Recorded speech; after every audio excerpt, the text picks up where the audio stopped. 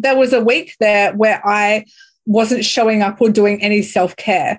And boy, did my body pay for it, right? Like the wheels fell off massively. It's funny how the ripple effect, when you don't look after yourself in any area, it ripple effects, and it was affecting my finances. All of a sudden, I had bills coming in unexpectedly. And it was like I was watching this domino effect of the shit hit the fan. And I was like a muscle, I was like, okay, line in the sand. I'm not going to beat myself up. You know, it's happened. Line in the sand, tomorrow's a new day, away we go. Let's do it again. And when we start to do that rather than beating ourselves up, we get back to it a lot faster and we're able to bounce back and become more resilient a lot quicker.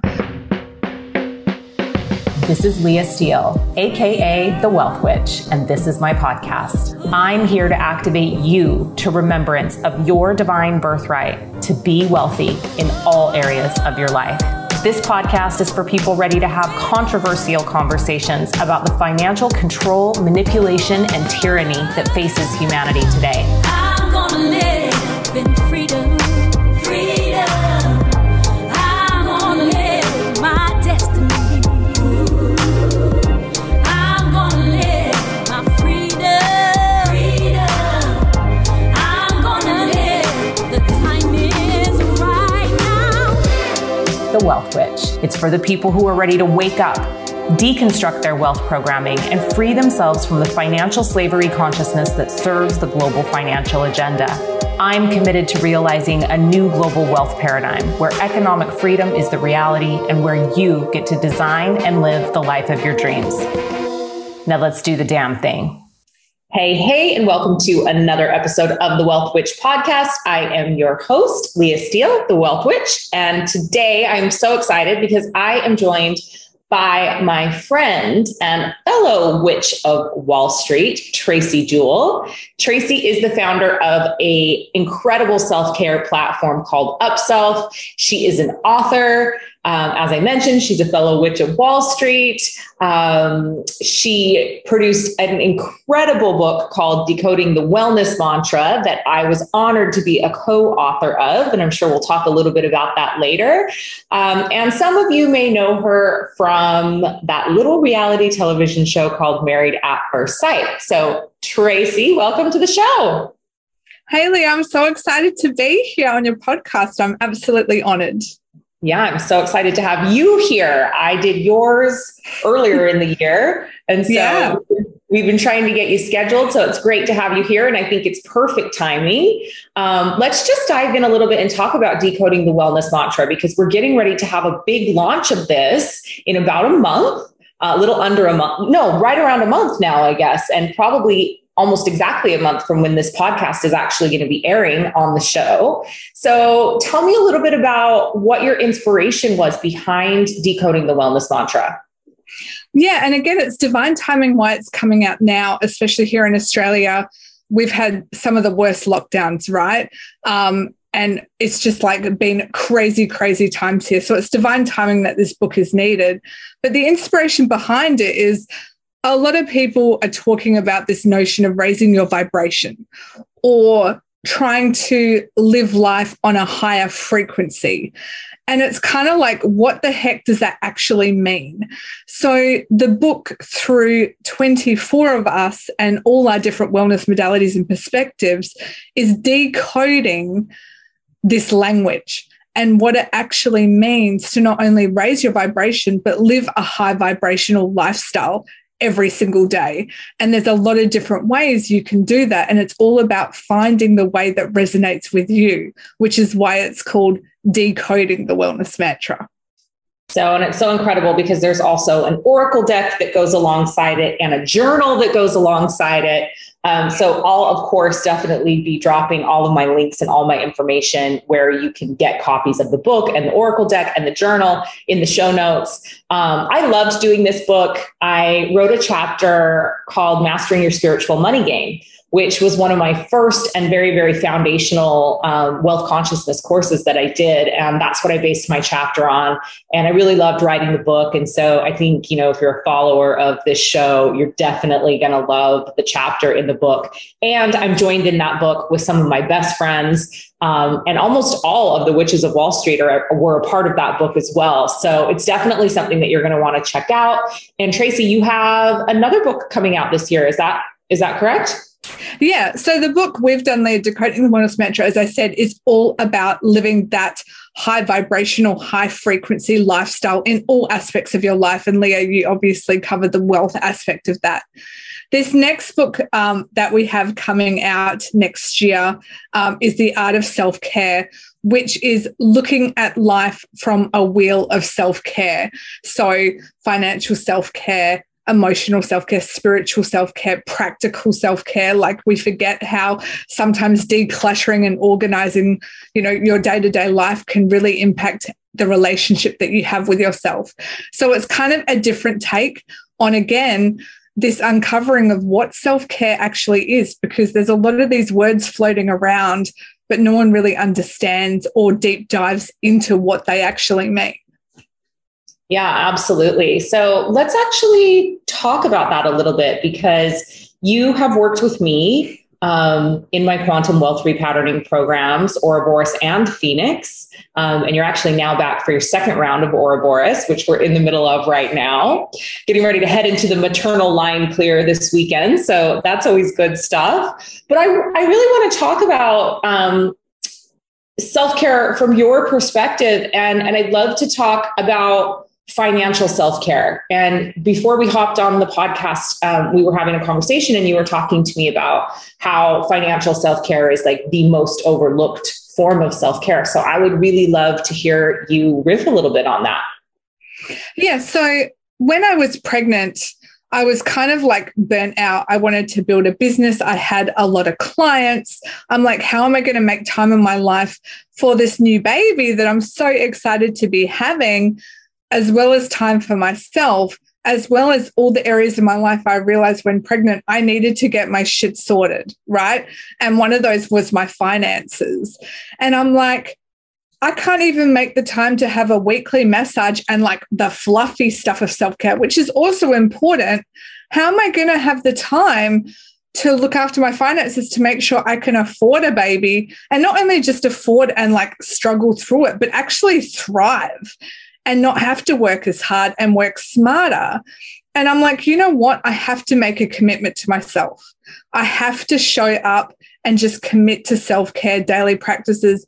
And as I've learned through doing your programs, Leah, like, it's not just scheduling a day every now and again, like scheduling a spa day or scheduling a day with the girlfriends to fill our tank back up.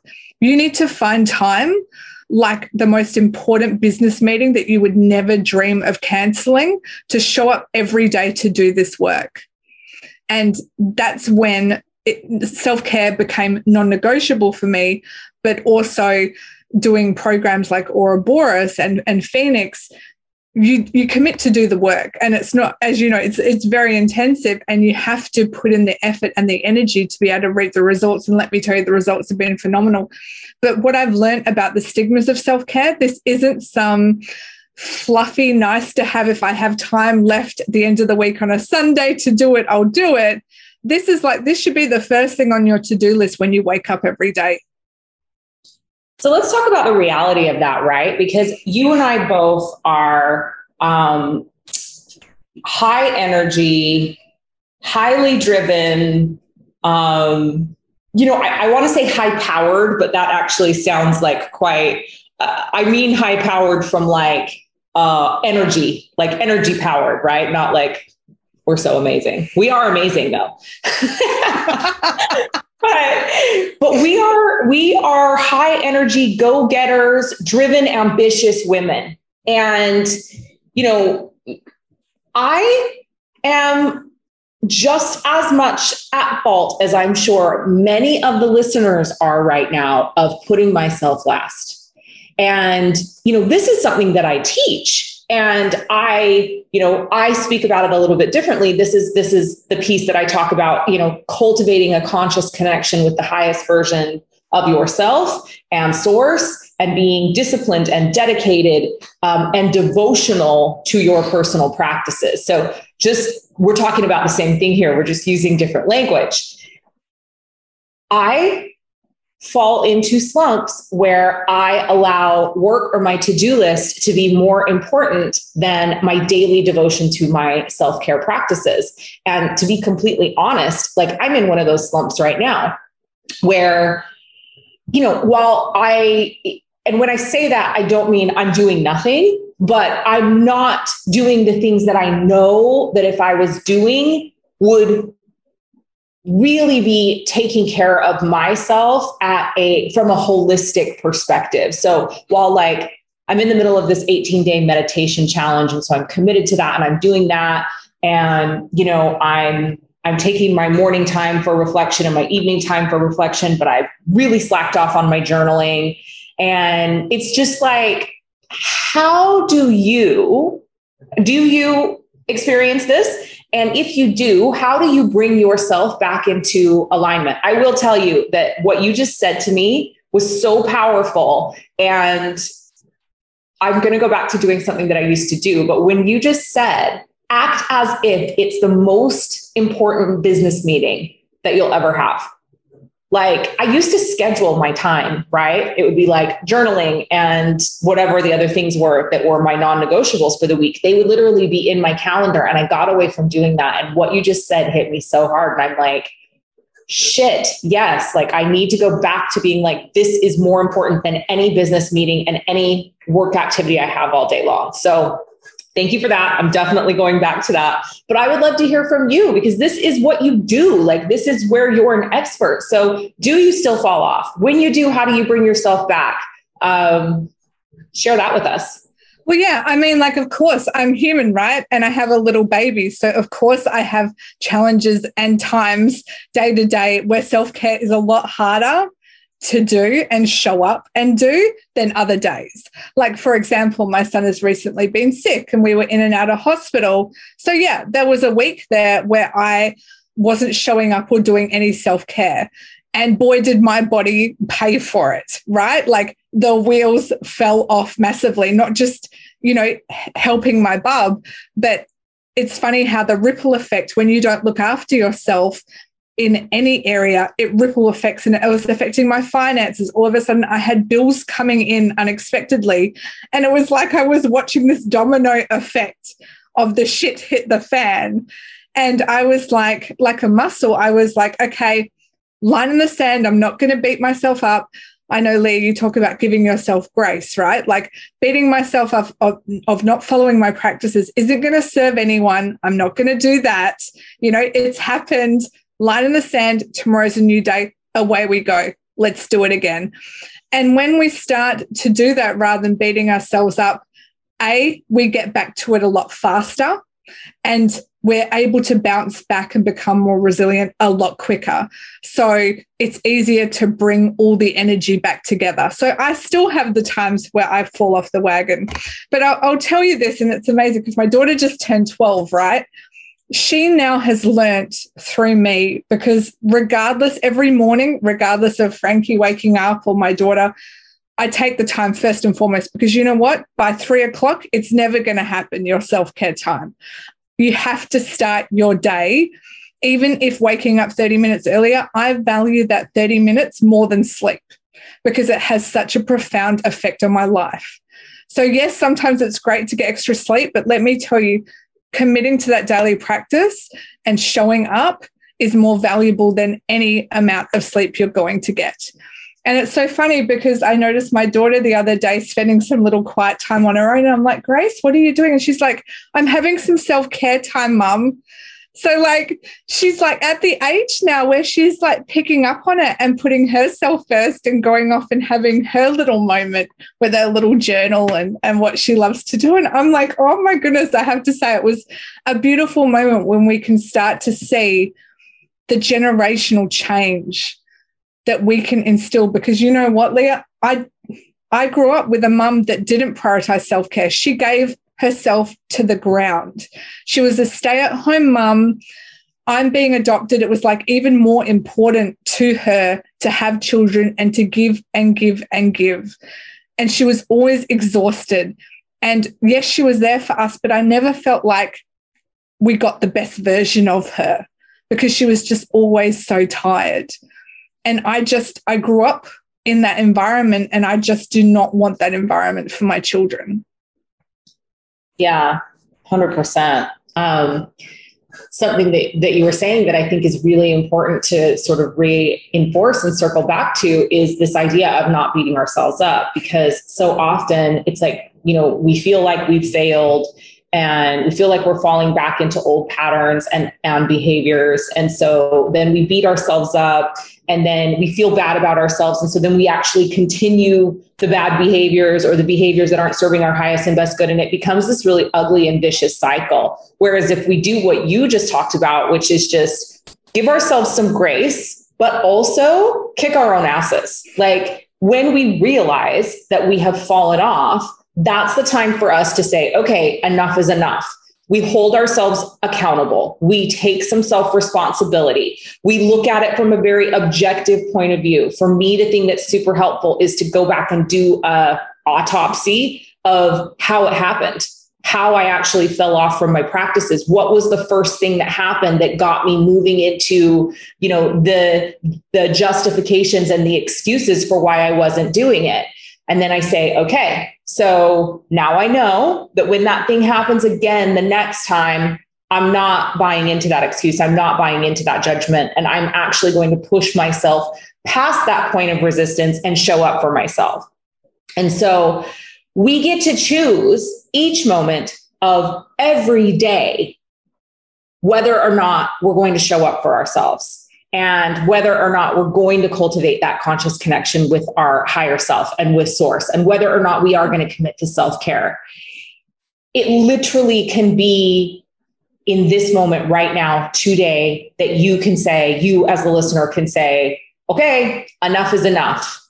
I'm coming back to center. I'm coming back to focus on self. I'm coming back to diving deeply into what is in the highest and best good of me as a holistic, multidimensional being. But yeah, also on that, Leah, another perspective to give listeners, for those that struggle to prioritize themselves, or they're just not used to living this way, living a self-care lifestyle, is, okay, if you're in a relationship or even in a Facebook group or a community that you're running, if you didn't give energy to that relationship or to your job or to your children, you either grow or die, right? Everything in nature is growing or dying. And a relationship will die if you're not giving it your best and your energy. So why do we still have this stupid stigma around giving to ourselves? We are no different, right? It's that simple. Yeah, absolutely. So tell us what else you have coming up. Well, maybe we should talk a little bit about the Wild Network, because we've both just joined the Wild Network, which is a new platform for women by women, where we're going to be able to, as content creators, move all of the epic content that we have. And it's really like a Netflix meets Amazon meets Spotify meets, I don't know, what else would you say? It's a bit of a combination, or meets YouTube, I guess. Yeah, I kind of see it like a hybrid model that not only allows you to share your content with the world and make it easy for people to find your content, but this collaborative energy that I know we are both all about, right?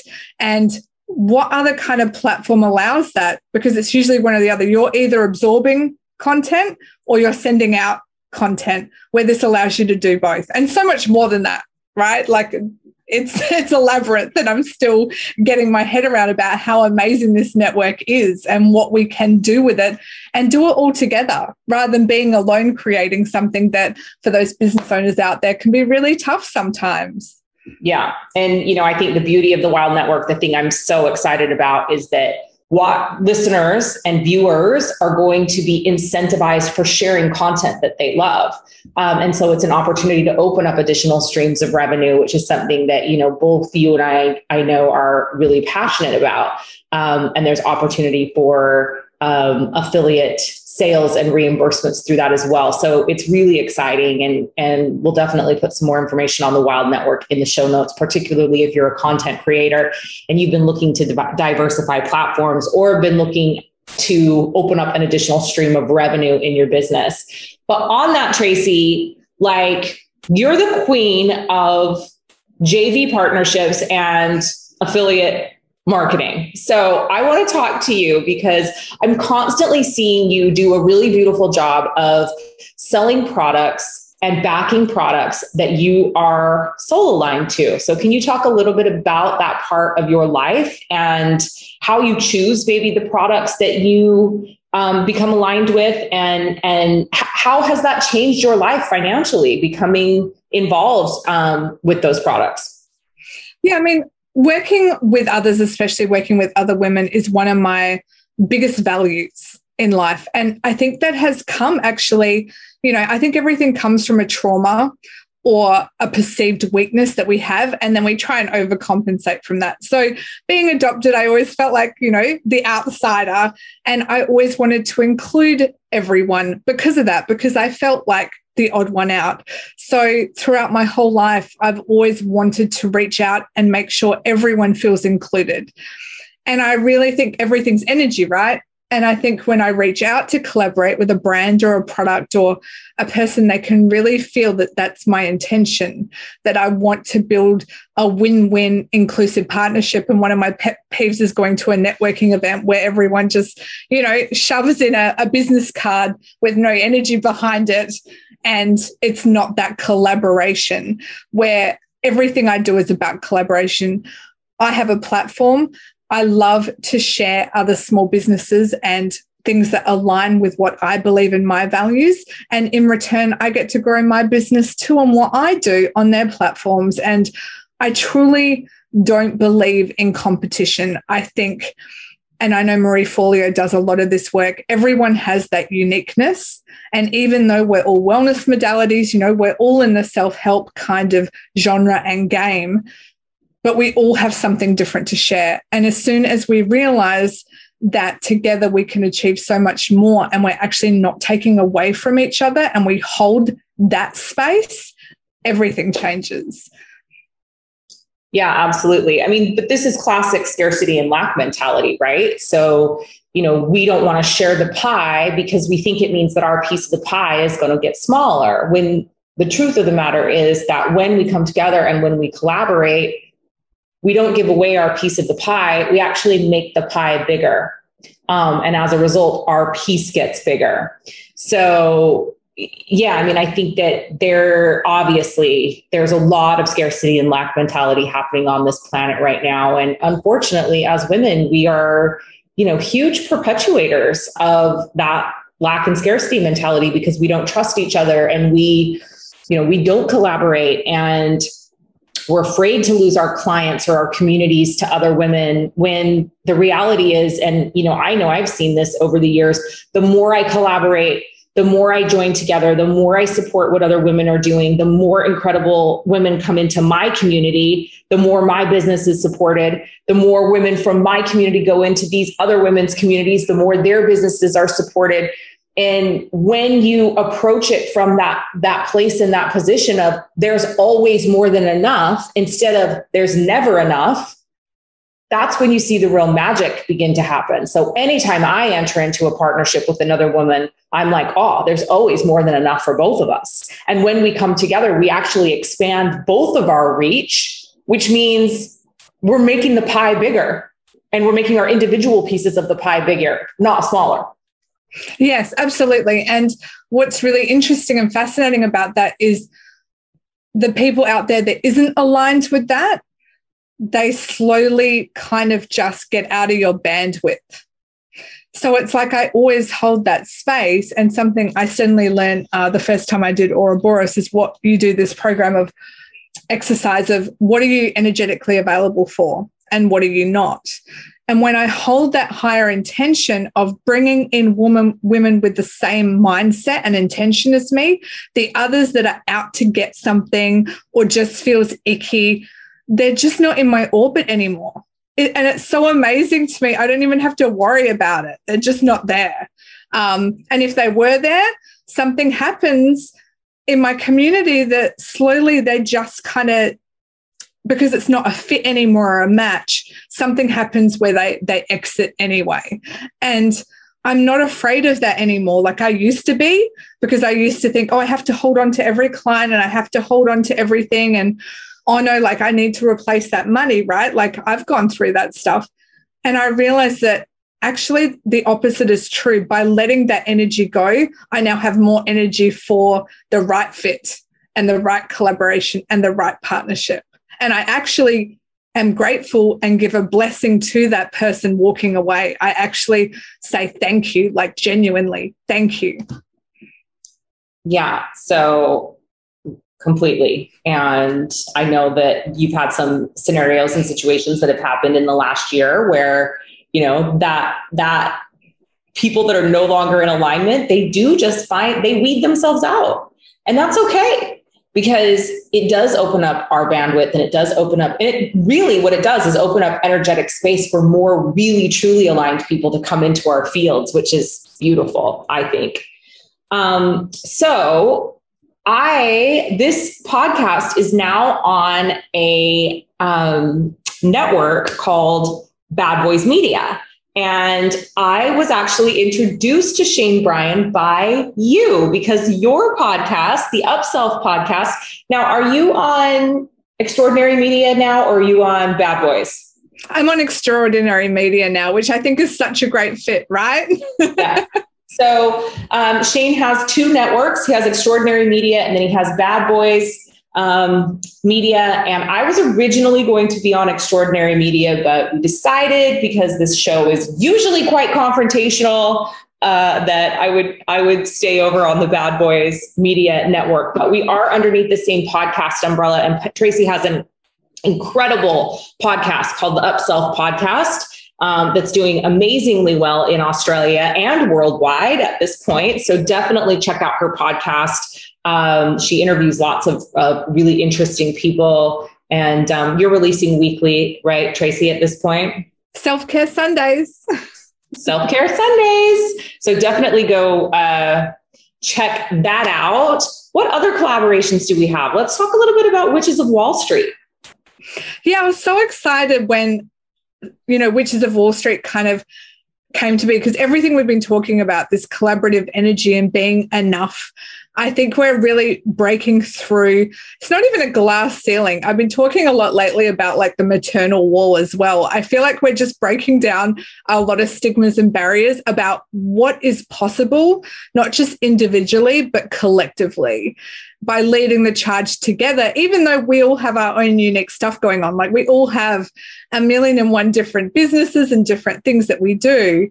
There's common threads throughout it all. And I think by leading by example through the Witches of Wall Street, I think it's going to inspire a lot of people to realize what is possible. Because most of the time when it comes to our goals and what we want to achieve in life, we're really just limited by what we tell ourselves every day.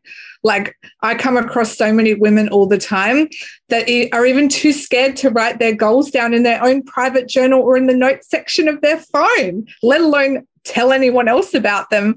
And what I love about Witches of Wall Street is we're like showing up unapologetic about how big our crazy ass goals are. Like right now, I'm going for a goal of like a Guinness Book of World Record because it's something I've always wanted to do. And I'm just like, fuck it.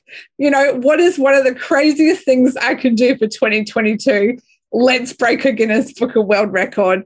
And having that support with the Witches of Wall Street to show up in that space with, you know, the things that we usually keep so secret and to ourselves, I think is a beautiful thing to be part of. And yeah, and we're so excited because this project got put on hold when coronavirus happened. And so now it looks like they're actually letting you Aussies out of the country now. And it looks like we are going to actually finally be convening in Bali at the end of the year and begin to film this epic talk show and reality television series. So Witches of Wall Street is all about exactly the things that Tracey was just talking about. Women who are financially successful, making a lot of money, are spiritual entrepreneurs and spiritually minded and heart-centered and led, who are wanting to do big things in the world, but also make big difference in the world. And so we're really, really excited to bring this project to you and to tell you more about it. We'll definitely put the Instagram handle of the Witches of Wall Street in the show notes for you. Definitely come follow us over there. You're going to start to see more coming out about our journey as we slowly start to gather back up in Bali. There's only 3 of us here right now, but the rest are coming back and we'll be joining soon. And so I'm so excited about this project, and I'm so excited to get started having these discussions and really showing women what's possible in female relationships, what's possible in female collaboration, what's possible when women join together to do good in the world. And the difference that we can make when we come together. So that's really the purpose of it. And I'm so excited to be diving into, reality television that makes a difference. Is not just about entertainment. I know, so Leah, and about that, being a reality television star. Well, coming from that place, I was like, if I'm ever going to do a reality television show again, it would need to be something that isn't about the drama and the gossip. It needs to be something inspirational and aspirational that is inclusive of everyone. And I really feel like this is it. So it's going to be nice and a breath of fresh air to be a part of something that is doing good in the world rather than something that's fueled by, toxic relationships like Married at First Sight. So what was your biggest learning from Married at First Sight? Yeah, so 100% it was something that I felt destined I was going to do, and I'm very grateful for the experience, because once you're on TV, you cannot hide from anything. And it brought out all my shadow stuff that I got to watch on television with everyone else, with like 2 million people per episode. And I'm like, okay, now is the time to make some changes, right? And confront them head on, because I literally had nowhere to hide. Like I'll never forget walking past, New Idea and magazines in the shopping centers with my face and headlines plastered. And I'm like, yep, that's me. And you just have to own it. And I think like the work I've done since that TV show and then collaborating with all of you, it's just, again, owning myself, taking self-responsibility. And it's okay to have the warts and all. It's not about trying to hide the deep, gritty, nasty stuff anymore. It's like almost embracing it and looking at it from a different perspective. And that's what the show's given me. Amazing. I mean, I think that you went through some rough times with that. So it's great that you're in the place and position that you are right now, that you can look back and look at, what was the silver lining? What did you gain? And obviously you wouldn't be who you are right now if you hadn't gone through those challenges. And just like I always say, our greatest challenges, our greatest obstacles, our greatest periods of deconstruction are always our biggest blessings. So I'm grateful that you went through all of that on Married at First Sight, because without that, then we wouldn't be friends and you wouldn't be here on this podcast. This is true.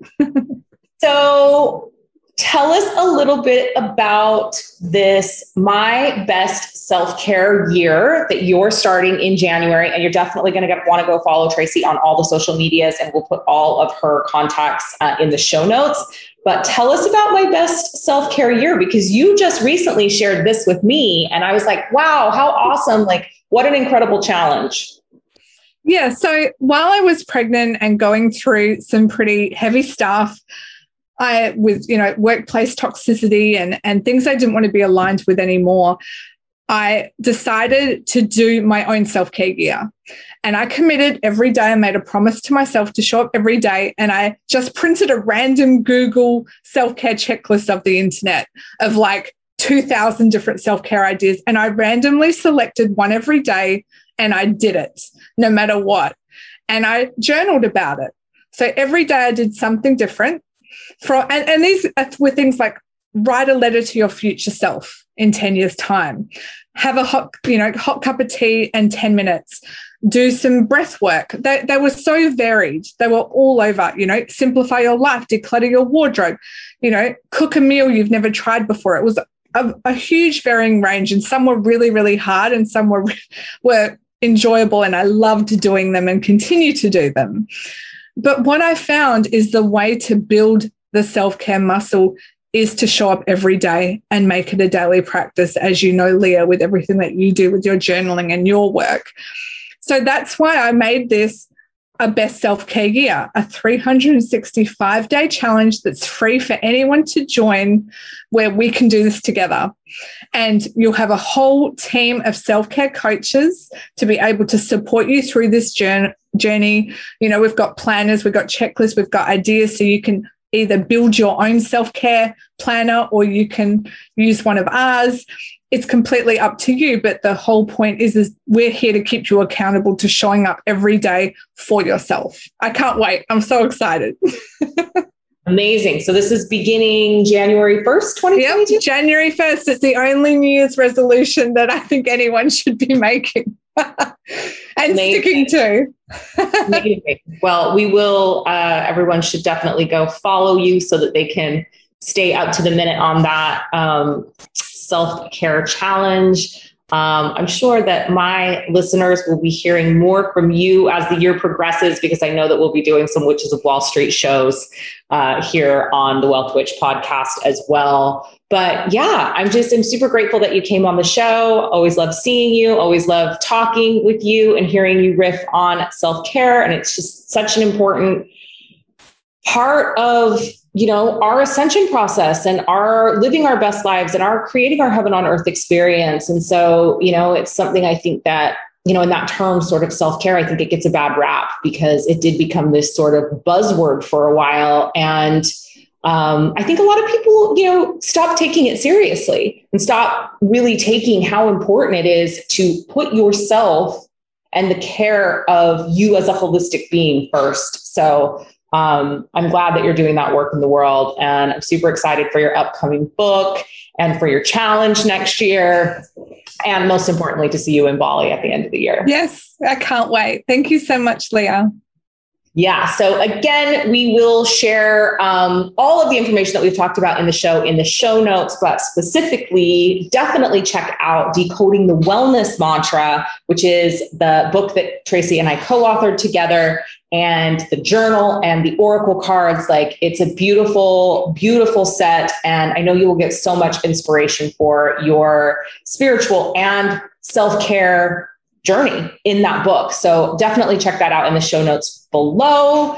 As we leave this show, I really would just encourage you to look at and hold yourself accountable for where you're not showing up for yourself, and make a decision right now in this moment, as we're ending this show, to commit to yourself and to show up for yourself. And what would it look like if you just right now, right this moment, went and took 15 minutes to journal or meditate or spend some quiet time in reflection, and just took this time for you today, and then continued that tomorrow and the day after and the day after. So remember, it is your divine birthright to be wealthy in all areas of your life.